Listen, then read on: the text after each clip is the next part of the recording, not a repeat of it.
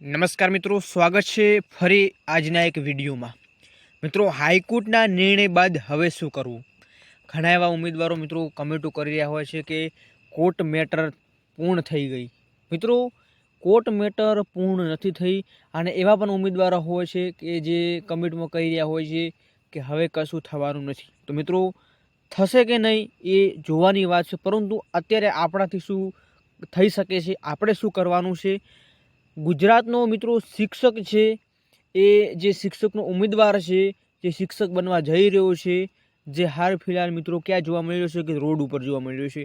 મિત્રો, આ આજનું નથી, આ 2024, 2023, 2021, 22 તમામ ભરતીઓમાં આવું થયેલું છે મિત્રો। તો એનું સોલ્યુશન પણ આવેલું છે, એનું પ્રોપર તમામ ઉમેદવારોનો સાથ સહકાર રહ્યો છે, જેથી એમાં મિત્રો તમામનો અહીંયા ફાયદો પણ જોવા મળેલો છે। તો શું સરકાર હવે મિત્રો ભરતી કરવા જઈ રહી છે, એના ઉપર આજે વાત કરવાનો છું। જો ભરતી કરી નાખશે તો રિવિઝન આન્સર કીવાળા ઉમેદવારો, હાઈકોર્ટવાળા ઉમેદવારો એ શું કરવાના છે? હવે ઉમેદવારો શું કરે? વિભાગનો મિત્રો નિર્ણય। મિત્રો, વિરોધ કરવાથી શું ભરતી આવશે? સાચું છે કે ખોટું? મિત્રો, ઉશ્કેરવાની વાત નથી, પરંતુ વિરોધ અને આંદોલન એ જ એક મિત્રો રસ્તો છે, કેમ કે અત્યારે હાલ ફિલહાલ જે સરકાર કરી રહી છે એનો એક જ ઉપાય છે। તો મિત્રો, આજના વિડીયોમાં તમામ માહિતી આપવાનું છું, અંત સુધી માહિતી નિહાળશો। કોર્ટ બાબતે અપડેટ પણ આપવાનું છું, અંત સુધી માહિતી નિહાળશો। માનવ જ્ઞાનમાં મિત્રો પહેલી વાર આવેલા છો તો હજી સુધી માનવ જ્ઞાનને સબસ્ક્રાઇબ નથી કરી તો કરી નાખજો। આવા જ નવા લેટેસ્ટ નવા ન્યૂઝ તમને જોતા મળી જશે। તો વિડીયોની શરૂઆત કરીએ મિત્રો। તો એના પછી મિત્રો હાઈકોર્ટની જે મહત્વની જાહેરાત ટેટ 1 મુદ્દે આવી હતી, જેમાં વારંવાર મિત્રો ઉમેદવારો રજૂઆત કરી રહ્યા હતા કે અમને વિડીયોની માહિતી આપીએ। તો મિત્રો, જૂની હાયરિંગ અને નવી હાયરિંગ બંનેનો આપણે એક વિડીયો મૂકેલો છે, જે ઉમેદવારોના હિતમાં ઉમેદવારોની લાગણીને માગણીને ધ્યાનમાં રાખી અને આ વિડીયો મૂકેલો છે, જે વારંવાર રજૂઆત ઉમેદવારો કરતા હતા કે અમને આ 2 વિડીયો મૂકજો। તો એમાં મિત્રો થોડી જે વાતચીત મિત્રો ઇંગ્લિશમાં થઈ રહી છે, તમે થોડું ધ્યાનથી સાંભળજો એટલે તમને થોડી માહિતી મળી જશે। બાકી ઉમેદવારો મિત્રો અત્યારે જે મામલામાં મિત્રો પડી રહ્યા છે એ એનાથી દૂર રહેવું, જે વાયરલ મેસેજો ચાલી રહ્યા છે એનાથી દૂર રહેવું। તો આજના જ વિડીયોની સંપૂર્ણ માહિતી આપવાનું છું, ખાસ અચૂક તમે આ વિડીયો નિહાળી લેજો। ગુજરાતનો શિક્ષક વિરોધ, અહીંયા તમને જોવા મળ્યું છે એક ટાઇટલ આપણને જોવા મળ્યું છે કે શિક્ષક વિરોધ। મિત્રો, જે શિક્ષક વિરોધ આપણને જોવા મળી રહ્યો છે એ વિરોધ કંઈ ના કંઈ આજનો નથી મિત્રો। આ વિરોધ આપણને અગાઉ વર્ષોમાં પણ જોવા મળી રહ્યો છે, પરંતુ એનું સોલ્યુશન મિત્રો કેવી રીતે આવી શકે છે તો એની પણ પ્રોપર માહિતી આપવાનો છું। હવે વાત કરીએ મિત્રો કે શિક્ષક છે એ મિત્રો વર્ગખંડમાં શોભે, નહીં કે રસ્તા ઉપર। અહીંયા તમને જોવા મળી રહ્યું છે શિક્ષક અત્યારે મિત્રો તમને જોવા મળ્યું છે કે આંદોલનના 1 થી 2 નહીં પણ 5 રાઉન્ડ થઈ ગયા છે। ગાંધીનગરમાં મિત્રો 5 રાઉન્ડ ઉમેદવારો જઈ ચૂક્યા છે, આવેદનો આવી ચૂક્યા છે, વિભાગ તરફથી નિર્ણય પણ આપવામાં આવ્યો હતો કે ભાઈ જ્યારે ત્યારે ફેરબદલી પૂર્ણ થશે એટલે ભરતીની જાહેરાત કરવામાં આવશે, પરંતુ કંઈ ના કંઈ વિભાગ અહીંયા આપણને જે કહી અને જે બોલ્યું હતું એનું વર્તન મિત્રો વિભાગે કર્યું નથી। હવે વાત કરીએ મિત્રો, અહીંયા તમને જોવા મળી રહ્યું છે કે ગાંધીનગરમાં વિરોધ કોણ, ક્યાં અને શા માટે જોવા મળી રહ્યો છે? તો મિત્રો, એમાં એવા ઉમેદવારો છે જે વય મર્યાદાવાળા છે, બીજા ઉમેદવારો છે જે પરિણામ લઈ ભરતી કરવા ઈચ્છી રહ્યા છે, પરંતુ મિત્રો હવે હાઈકોર્ટે મિત્રો હાથ ઊંચા કરી દીધા છે। તો આપણે શું કરવાનું છે? હવે ઘણા ઉમેદવારો કહી રહ્યા છે તમે દરરોજ એક વિડીયો લાવો છો। મિત્રો, આ વિડીયોનું એક તાત્પર્ય છે તમને જે સમય મિત્રો વીતી રહ્યો છે, સમય માટે તમને સારી રીતે એક પ્રકારનું સમાયોજન મળી રહે, તમને એક પ્રકારનું આયોજન આગળનું શું કરવાનું છે એની તમને પ્રોપર માહિતી માટે થઈ આપણે વિડીયો લાવીએ છીએ। મિત્રો, આંદોલનો કરી રહ્યા છે અને આપણે હવે શું આ આંદોલનમાં ભાગ ભજવી શકીએ? આપણે શું એમાં ભાગ લેવાનો છે? મિત્રો, કોણ? તો કે ટેટ 1 પાસ ઉમેદવારો આંદોલનો કરી રહ્યા છે। કયા છે? તો કે સત્યાગ્રહ ગાંધીનગર ખાતે આંદોલનો કરી રહ્યા છે। શા માટે? તો કે તાત્કાલિક ભરતી માટે। તો મિત્રો, એ કયા ઉમેદવારો છે? જે વય મર્યાદાવાળા ઉમેદવારો અને જેમને ટેટ 1માં સારા માર્ક છે। એવા ઉમેદવારો નથી જે લોકો જેમને ટેટ 1માં રિવિઝન આન્સર કીની રાહ જોઈને બેઠેલા છે, જે લોકો ખાલી કોર્ટ મેટરની રાહ જોઈને બેઠેલા છે। શું તમારે ઓછા માર્ક્સ છે તો શું તમે ગાંધીનગર ગયા છો? તો આ લાઈવમાં હું તમને કહી રહ્યો છું, શું તમે ગાંધીનગર ગયા છો? કમેન્ટમાં જણાવજો।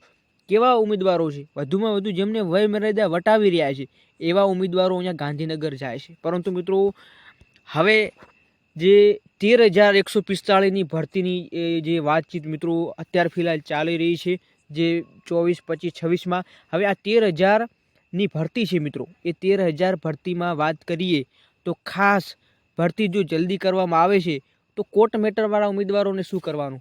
હવે મિત્રો હાઈકોર્ટે જે હાથ ઊંચા કરી દીધા છે તો જૂન તો મિત્રો આપણા જોડે 2 મહિનાનો સમય છે.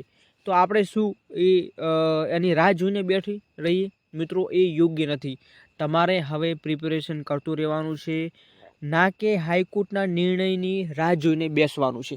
તો આવા જે હાઈકોર્ટના નિર્ણયની રાહ જોઈને બેઠેલા ઉમેદવારો મિત્રો પાછળથી તમને જ નુકસાન થવાનું છે. જો તમે અત્યારે હાલ ફિલહાલ મિત્રો પ્રિપેરેશન કરશો તો દિવાળીની આજુબાજુ બીજી ભરતી આવવાની છે. તો ખાસ અત્યારે તમે પ્રિપેરેશન કરતા રહેજો. બાકી હાઈકોર્ટના જે નિર્ણય મિત્રો એવું નથી કે જૂનમાં કીધેલું છે તો જૂનમાં જ હાયરિંગ થશે. મિત્રો તારીખમાં ચેન્જીસ પણ જોવા મળી શકે છે. જેટલું વધારે પ્રેશર હશે એટલી મિત્રો તારીખમાં ફેરફાર થશે. મિત્રો પ્રેશર કેવી રીતે બનશે? તો એક તમને ઉશ્કેરવાની વાત નથી, પરંતુ કહી રહ્યો છું કે પ્રેશર બનાવવા માટે મિત્રો એક જ રસ્તો છે, એ છે આંદોલન. આંદોલન સિવાય મિત્રો બીજો કોઈ રસ્તો રહ્યો નથી. કેમ કે અત્યારની આ સરકાર છે મિત્રો, એ આંદોલન સિવાય એ કંઈ પણ સમજે એમ નથી. તો એ પણ એક મહત્વનો મુદ્દો છે, જેમાં ખાલી જગ્યાઓને લઈ અને વયમર્યાદા માટે થઈ અને ઉમેદવારો મિત્રો આંદોલનો કરી રહ્યા છે. હવે આપણે શું કરવાનું છે? તો મિત્રો આપણે હવે કોર્ટ મેટરની રાહ જોયા બાદ જો કંઈ નવી તારીખ આવે છે તો એ પણ એક મહત્વનો વિષય રહેશે. પરંતુ તમામ ઉમેદવારો એકજૂટ થો અને મિત્રો ફરી એક તારીખ નક્કી કરો અને ફરી ગાંધીનગર જવું પડશે. બાકી આના સિવાય કંઈ રસ્તો નથી. કેમ કે ભૂતકાળમાં એવા પ્રશ્નો બની ચૂક્યા છે કે જે આંદોલન સિવાય સોલ્વ થયા નથી મિત્રો. જ્યાર સુધી આપણી માગણીને આપણે એમને સરકાર સામે રજૂઆત નહીં કરીએ ત્યાં સુધી કોઈ પણ પ્રકારના અહીંયા સરકાર છે નિર્ણય કરવા માગી નથી રહી. તો મિત્રો આપણે માગણી માટે થઈ અને આગળ આવવું પડશે. તો એવું નથી મિત્રો કે તમારે રિવિઝન આન્સર કે ઓછા માર્ક્સ છે તમે નહીં આવો. મિત્રો તમે એક ભવિષ્યના શિક્ષક છો, તમે કંઈક સારું કરવા ઈચ્છી રહ્યા છો તો તમે પણ એ તમારું માર્ગદર્શન પ્રમાણે તમે પણ ભાગ લઈ શકો છો. સારી એવી ભરતી થાય. સાથે મિત્રો તમને ખબર હશે કે તમે જે પ્રિપેરેશન કરી છે એ પ્રિપેરેશન અને વિલંબની એ માનવની કિંમત શું છે, આંકડે કે પાછળની જિંદગીઓ શું છે એ પણ એક તમે સમજતા હશો.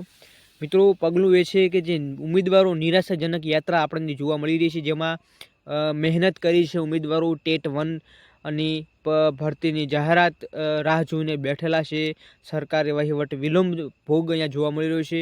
એવરેજ મિત્રો અહીંયા તમે જોવા મળે તો તમામનું અહીંયા ઉમેદવારો ખાલી ટેટ 1 પાસ કરી છે, પરંતુ અહીંયા હજી સુધી વિભાગે કોઈ પણ પ્રકારના પગલાં લીધા નથી.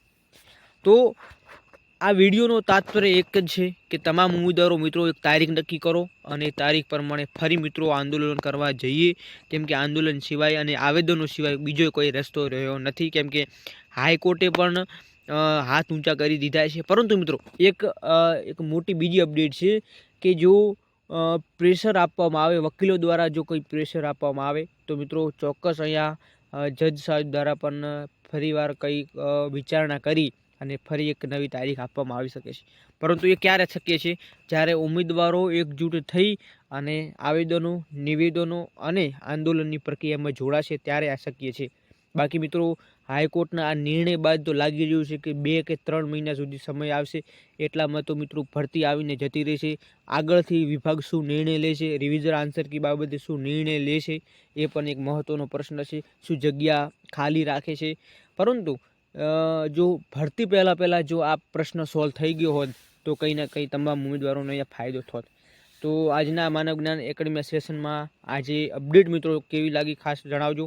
અને શું હું કહી રહ્યો છું એ મિત્રો કેટલું યોગ્ય છે તમે પણ કમેન્ટ જણાવજો. શું એક બધાને એકજૂટ થવું જોઈએ કે પછી તમારે એવું છે કે અમારે આ ભરતી માટે કેન્સલ અને નવેસરથી પ્રિપેરેશન કરવી છે? તો એ પણ તમે કમેન્ટ્સમાં ચોક્કસ જણાવજો. તો આજના વિડીયોમાં બસ આટલું જ. ફરીવાર નવા ટોપિક સાથે મળીશું. ત્યાં સુધી જય હિન્દ, જય ભારત.